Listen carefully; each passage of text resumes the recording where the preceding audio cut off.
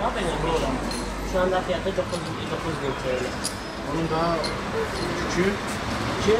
Şu anda öyle anladılar değil.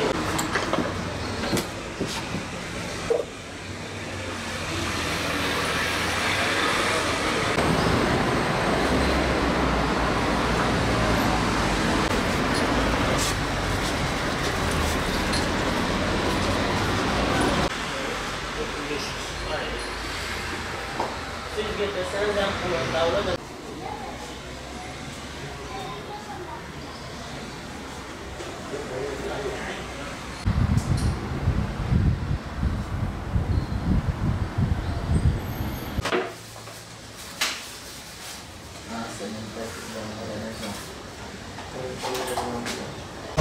Aynen öyle. Dersal motor garantili inverter ve basması.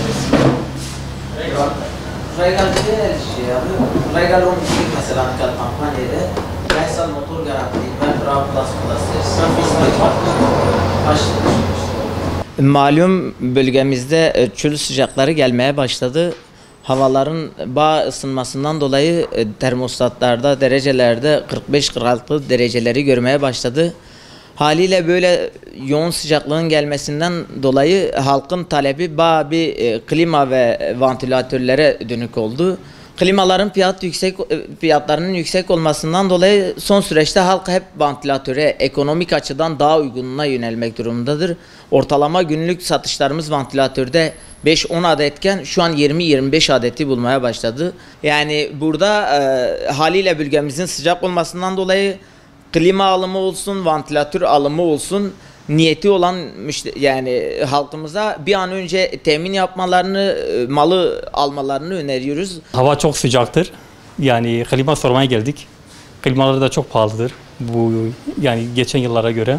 Yani klima almasak vallahi yanacağız. Ya almasak pervane düşünüyoruz. Çöl sıcakları geldiği zaman 45-46 ile görüyor. Yani bu sene havalar bayağı sıcak. Beklediğimizden daha çok sıcak. Klima baktık. Maalesef klimalar da pahalı olduğu için yönümüzü pervanelere çevirdik. Yani şu an pervaneye bakıyoruz. Bakalım hayırlısı.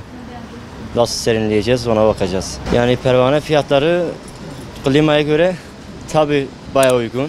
Klima kadar serinlemesek de yani idare ediyoruz.